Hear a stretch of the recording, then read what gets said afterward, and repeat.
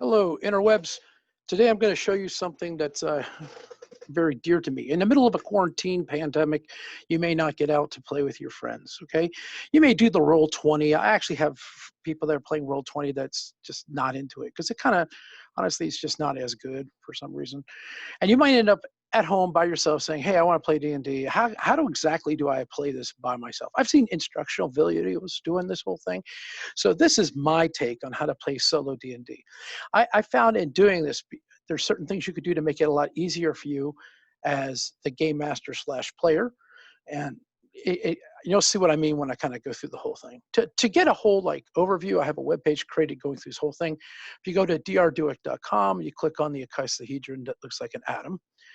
And you're going to scroll down to where it says white box and it says solo D&D. So I'm going to go through this right now and kind of show you what's going on. In the previous videos, show you how to make characters, and they're right here, right, for my viewing and clicking purposes for explaining what's going on. This is Timmons, he's my thief. I've actually changed some of this. The different colored thing is I made him a halfling for practical reasons. He gets more abilities that way, right? Stanwic is my fighter. He's got a two-handed sword and he's got chainmail, although the little figurine I use has plate mail because I thought it looked cool, right? Itaz, she's a female wizard or mage for practical reasons. She has sleep spell. She's utilizing a staff for most of her battles, okay? The next thing is Ellis, which is a female cleric, and she has the ability to cure wounds and do stuff, but she's gonna be actually tanking it up in a fight too as well. She's the one with the highest armor class of 17. So let's go through this, all right? So this is my solo D&D setup. Pretty elaborate. I know it looks like there's tons of stuff here. These are Magic the Gathering count or spin down or countdown timers. I use these for my villains, right? These are all dice rolls I could use for my villains as well. These dice are specific for each one of the characters. I'll explain how that is. I got a bunch of D20s and D6s here. This is where I like to use the note cards as opposed to a character sheet because I can lay out all the characters at one time. And if you had full 8x11 sheets, you'd be all the way over here. This is nice and small. This is a unique tool I kind of created, and it's just nothing but a block of wood. I took a 3/4 inch paddle drill bit and drilled little holes in this thing, and it's a counter for arrows as well as hit points. And here's my white box manuals. I got the white box omnibus, and the other one I really like, obviously, is the hardbound black and white version of the Charlie Mason one here. I have an extra notepad for keeping track of certain things, and I keep a treasure, as you can see, on a 4x6 note card I keep with my group. I do have extra characters, so when they die, I just make a new one. And I don't cry too much. And there's the obligatory cup of coffee to keep this going and a glass of water for when the coffee's too much, I feel dehydrated. Tons of pencils, right? So this is my setup when I like to play, right? Just kind of giving you an idea. First thing I do is determine a marching order. If I'm in single file, Timmons, my halfling thief, will probably be 20 feet or so in front of the rest of the group, working at stealth, okay? The rest of the group is gonna be, of course, the fighter, Stanwic next. Then I'm gonna tuck Itaz right in the middle, so she's one with this, the most horrible armor class. So she's gonna be in the middle, and picking up the rear is Ellis, and she's going to make sure that there's some kind of blockage. But the armor class is 17. She's good for the back position. If we're side by side, when they go into battle, many times I just say it's side by side. It's just 1, 2, 3, and 4. Sometimes when they're walking like this, if the cavern's big enough to go like this, if I roll a 5 or a 6 if something's going to attack, I just re-roll till I get one of the 4 numbers. Or if it's like a narrow hallway, then this would be 1 and this is 1, 5 and this is be 2, 6 or something like that, I would make the guys in the front probably taking the brunt of the force, right? So this is how you can facilitate this so you don't feel like you're dragging yourself down. In melee combat, every character gets their own colored D20. Right, and as you can tell, they're coordinated to what I feel like they should be, right? Starting at the top over here, this is a multicolored dice because she's a wizard, right? And she's got like this, I don't even know what, I'm colorblind, so I don't know what color it is, but it matches. The 2 dark dice go to the fighter, the 2 white or very light colored dice go to the cleric, and the yellow, clear, see-through one, and the orange one, I think it is, I don't know, kind of goes to the Thief Timmons. So when I say it's their turn to attack, I just roll all the dice at once and just separate out to see what happens. So I don't have to roll for each one. It's a way of making it fast, okay? When it goes to range combat, it's a little different, okay?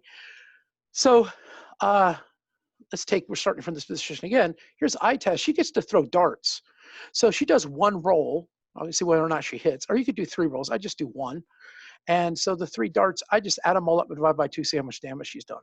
It's a little quicker because that's the way I'm going to play it, right? So for over here on the top, we have Stanwic. He gets 2 shots with an arrow. So he gets 2 D20s. They're both dark, and the dice are both dark. If one hits and one misses, I just take if the highest, and I admit it's very subjective. I take the highest hit as far as hit points, and I use that for what he's done, all right? Same thing with the thief. He gets 2 shots. These are 2 very closely colored dice from my colorblind position. And I take the highest one if only one of them hits. And the last one, he's using a sling. So it's a white colored dice, and he has a white dice, and he's got pips on it. You can easily tell the difference in the dice, so you can just sort them out real quick, okay? Now, if I scroll back up, I'll show you something. My big dice rolling rack it's funny. This right here is nothing but a picture frame. I took a picture frame and I took a piece of wood and I glued it down. So I have a big area to roll in. It's kind of more oblong than a square for rolling stuff. So they rolled, I take this off, and then the attacking monsters roll. This would be the guys on top. And sometimes I color coordinate which one's going to happen as they roll. Sometimes I just roll them individually too as well. So just kind of let you know, there's ways to make the game fun and interesting and not laborious. Here's one way to make it not laborious.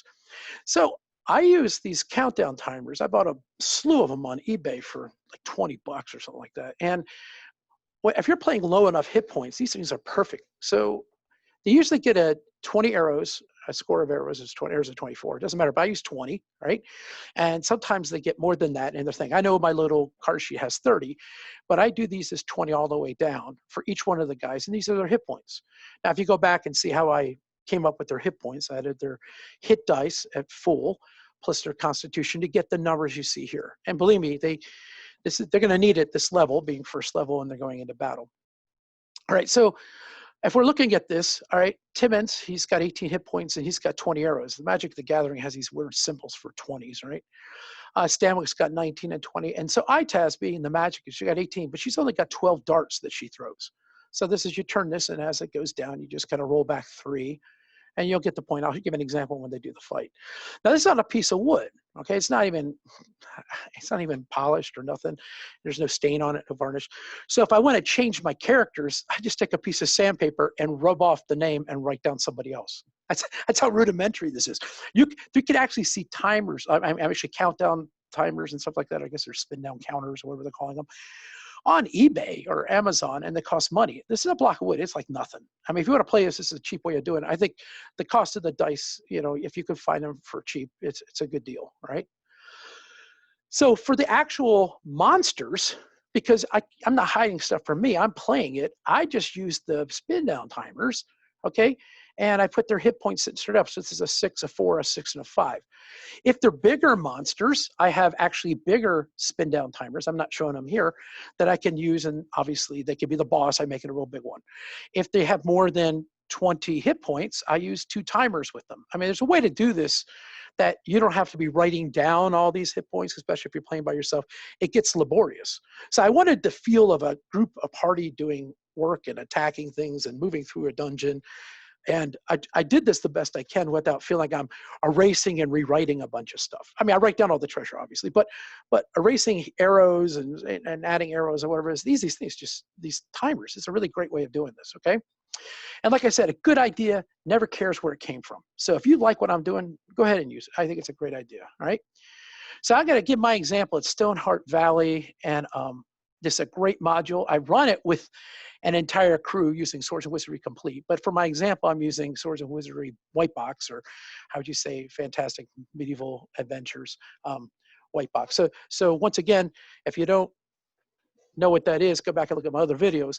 But it's a really easy way because it uses D6s and D20s for everything. For my example, I'm using the Tuba Abbasithor, I guess how you would say that. And this is the entrance level with the burial halls. Wandering monsters are great. You just roll and you see if you encounter one, and from there you just start fighting right off the bat. Okay, so a lot of decision making in the module. What I play is just that you roll 1d6 and you decide what. I give it 50-50 for turns and everything else, and I'll show you an example. And it makes it easier for play. It's like you wouldn't know that this is the good way, that's the bad way, your characters. So you keep yourself half blind to it just by doing a random roll. So starting off with, you would roll, and if there's not one, then you're going to start in the main threshold of what's going on. Since this is a narrow passageway, I'm going to do the single file order for making my entrance, okay? I would read the flank of what's going on and find out what's happening. Of course, Timmons would be up front. This is my letters. I don't put this on each one of them, I think, because I just want you to see what's going on. It's Timmons, and then there's 20 feet, and it's Stanwic, Itaz, and eventually Ellis is towards the back. So they're going to march in, all right? Once they get inside, all right, naturally you would send your thief forward. So he's got the cool thing. If you look at his card, and I can run back up real quick, and you could look at Timmons. Since he is a halfling, he gets 5 out of 6 for stealth, and it's in the book. So I'm going to roll, and if he's below a 5 on a 6-sided dice, he's going to be stealthy. People aren't going to know he's there. So let me roll back down to where it was. Here. And as you can see, he's very successful. He's going to go ahead, investigate the room off to the side. It's the priest room. And so I would read what's going on here and see if there's anything going on. There's kind of, well, how would you say, no, I mean, it explains what's going on. And actually, if you don't read through the modules ahead of time, it's way fun. You got to blind yourself. Try not to read ahead, but it's really fun. Someone else wrote this. You don't know what they wrote, and you're uncovering it as you go through with a character. And I found this really interesting when I was reading the expedition, not the Expedition of Weary Peaks, what I don't know, one of the other ones by Goodman Games, the role came out of the expert set. God, I guess drawing a blank here, but a lot of people played it solo, and this is a way you can do it. You keep yourself blind to some of what's going on. Anyways, the next thing you know, they're going to go forward. There's nothing there, and they come up to what is a secret door. Now, everybody makes a secret door roll. So this is, I pulled this off of the dice logs, okay? But you would roll, everyone gets their dice 6, and you roll it out and find out who sees the secret door. Well, according to this, they're all going to pretty much see it. So the check is at a -1, so they're all going to find it, right? And now I have to make a decision. Are you going to go down the secret passage, or are you going to go forward? So this is where I do a 50-50. 1 through 3, they go through the secret passage. 4 through 6, they go forward. I roll a dice, 2, which is basically 1 through 3. They're going to go down through the secret passage, right? I make it just, it's random which one they would choose, right? They don't know any better. There's nobody to have this discussion with. It's fun this way, all right? So next, as they go through, that's when I look at what's happening. It says trap. Now, I crossed out part of this. This is DM discretion here. It's a fire trap. My characters are not strong enough. Usually they're about 3rd or 4th level before they go through this thing. So I just took that part out, and they're just going to do the second part of the trap. And actually, it works for what I'm going to do. I really want to show how the combat works, all right? So if you look at what happens, 8 font skeletons are going to start popping out of this thing over here, which is a font. And they're going to start walking towards them, okay? Timmons, he rolls a 3. Now, he's got a thief skills, mad thief skills, right? So let me explain what that is. This is the white box. If you look at here, if you go back to Timmons, I'm going to click on him. It says thievery is 2 out of 6, and that's disarming a trap. Everybody else is 1 out of 6. So only one person can do this. They don't know whether or not they pass the technique. So he's going to think he disarmed the trap. And it's actually a magical trap. He doesn't even know that. So he's going to set the trap off. And what happens is it causes font skeletons to start popping out of this thing and walking towards them, right? So the next thing I'm going to do is look at these things. Now, this was written for Swords and Wizardry Complete. So you say 2 hit dice, that means 2 times D8. So I got to alter all this. These hit points are way too high for my party. They're going to get killed. So I changed that. And what I do is I just simply re-roll 2d6 to get their hit points for each one of these guys. And I turn around and all damage, in this case, it's longsword, is just going to be 1d6, okay? So this is still going to work. Well, when this whole thing's occurring, I'm going to have a group do a wisdom check. So a wisdom check is that everyone rolls their dice, and I'm showing all the dice here, And like I said, it's already kind of color coordinated based on the other thing, but I roll their dice and I say who is under their wisdom score. If you're under your wisdom score, basically you perceive the fact that there's skeletons coming out of a fountain down the hall from you, right? So you pick this up. Stanwic's going to see it and Ellis is going to see it, all right?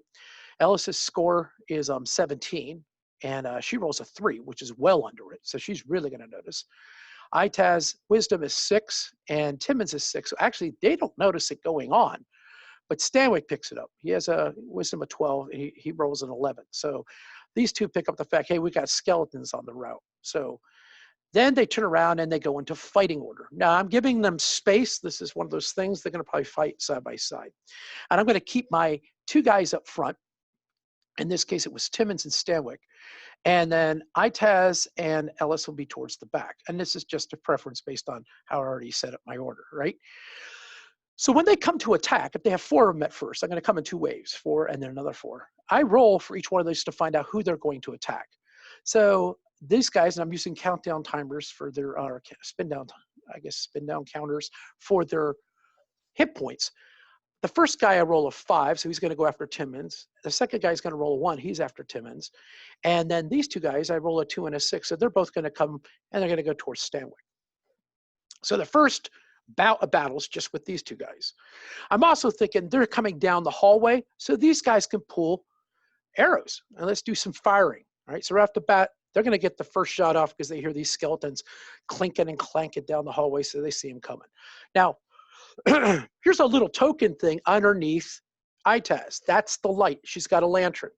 So the light's going to push beyond here. And this is where it's, DM discretion on how much you want to take all this into account. But I'm letting them see way further in than probably they really would be able to see. I don't know, maybe 60 feet with the lantern or 80 feet. They're seeing enough that they can take a shot. I'm not giving a penalty for it, right? I'm just making it fun. Of course, this is just me playing. I could do this, right? So Timmons takes 2 shots. The first one is a 16, but keep in mind, I told you the halfling and one of the other things gets a +4 to its hit.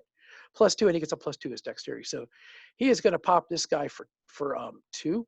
And this guy right here is it's a 5, but he's going to actually, or it's 11, +4 is a 15, it's a 5. Now he gets his strength, gets added. I do this with white box.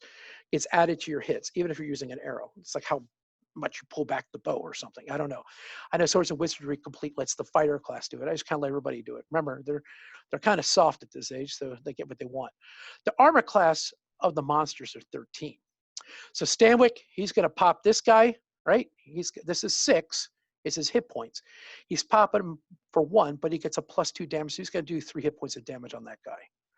Likewise, this guy, he's going to get popped, right? Because he's going to go +1 to hit. So it's a 13. It's going to hit the monster's armor class. It's 4 + 2 is 6. He's going to eliminate this dude. All right. So if you're doing the head count here, he's going to go down 2, I believe, right? He shall be deceased, right? He's going to go down 3 and he's going to be eliminated. So that's what you see. He's down. Actually, I just made him go down 1. Wow. Okay. Well, maybe. Okay. In this case, I'm only letting the fighter get the bonus for the hit. That's fine. So in this case, he's been, one of the guys have been eliminated here. This guy's been eliminated. He's gone down 3. The next 4 are now coming in the next wave. Now this is, I'm keeping track of my arrows here. So this is where I do the spin downs. All right. So I spin him down, 2, because I burned 2 arrows. These guys are unaffected, right? So that was the surprise round because they're coming down the hall. I let the characters make an attack. Now I got to roll. Okay, it's a 1d6 for each side. The darker dice is the monster. The lighter dice is the adventuring party. So the monsters are going to win the initiative down here. They rolled a 5 and they got 2. So now monsters are going to move into their position and they're going to attack. These guys will stay where they are. They're not going to move, but I have to roll for where these guys will position themselves. So when I do, he rolls a 3 and he'll move up on him. Itaz, which is her, right? This is roll as a 5, so this one's going to take a position on Timmons, right? And the next 2 groups are going to go respectively. One's going to move on to Ellis, and the other one is going to move and try to sideswipe, in this case, Stanwic, right? So everyone's going to move. Now you could do flanking position, they get +2s and all that stuff, or you could just kind of leave that out. You can make it as complex as you want. I kind of leave it out. on this level because, you know, they're just fighting. That's how I look at it, right? So they're going to hit first. So this one misses. I just leave off the ones that miss. This one misses, and this one misses. But the ones that do hit, this one rolled a 19, does 3 hit points on ITAS. This one rolls a 12, right? And it's going to hit Timmons for 2 hit points, right? Well, this is what's strange, because there's 2 hit dice. That's the level of the skeletons. It's 12 plus 2, it makes it a 14. His armor class is actually 13, so he will get hit. So this is one of those, actually, no, I think his armor class is 14. But either way, in this case, even though you got to still take into consideration the monster's hit dice when they're fighting. This guy down here says 16, it's really like 18. And so it's going to hit Stanwic for 2 hit points, right? So then this is where you go back to the counter. So the counter, I just spin them. Timmons lost 2 hit points, Stanwic lost 2, ITAS lost 3. And then Ellis didn't lose anything because her armor class is pretty high, being 17. So then it's going to be the party's turn. Let's say Ellis misses. I just left her off. We're going to start at the top right here. ITAS does a strike for 16, 3 hit points with the damage, right? She gets no bonus. She doesn't have a strength bonus or nothing. Timmons gets +1 hit. His strength is 15. So he's going to do a 20. I don't consider it a crit, though, right? But he did roll a 6. 6 + 1 because of his strength does 7 hit points with the damage. So it's going to eliminate that foe right there. Stanwic gets a +2 to hit, which makes this roll a 14. And it's a 4 + 2 is 6 hit points of damage. He's going to eliminate this guy right here, right? So then we turn back over. It's the monster's turn. Now you can roll initiative each turn. It just seems laborious, too many rolls. But so I just kind of like, you just go back and forth till the whole thing's complete. So ITAS, in this case, is going to be hit for 5 hit points. She's going to take a beat. She has very low armor class, 11, right? Timmons, on the other hand, he's going to be attacked. He's going to get hit for 6. This thing made a lucky strike. You could do the narration like, oh my God, the guy turned. The skeleton saw him being distracted by fighting the other one and shanks him in the ribs with the sword. You know, you can have fun with this as much as you want. And the last one is this guy and this guy are going to miss. Obviously, Stanwic and Ellis. They're not going to make a hit. I just left them off the actual display. It goes back to the hit point counter. So I'm going to take off 6 from Timmons. So now Timmons is down to 10 hit points, right? Stanwic stays at 17. ITAS is down to 10, and Ellis hasn't had any hit whatsoever. So she's still at 18. Now we go back, and now we are going to start fighting. The party again is going to go at it, right? So ITAS grabs the staff, finally gets upset, does a big swing, 5 hit points of damage, and actually eliminates that font skeleton. Just smashes the bones. It goes everywhere all over the ground. She does a great job, right? Timmons, on the other hand, takes the time and actually smashes with the sword straight and decapitates the font skeleton he's having to deal with, takes him to the ground, and obviously he'll be eliminated. Ellis is going to crit. All right, so if he rolls a 20, I just do max damage when I'm doing white box. So he does, in this case, 6 hit points with the damage, right? And if he's using the double hand sword, and he adds 2 to it, so probably 8. Really should be 9 now. I'm looking at this because it's 6 + 1. Yeah, 1d6 + 1 for a 2-handed sword. So it really should be 9 hit points of damage.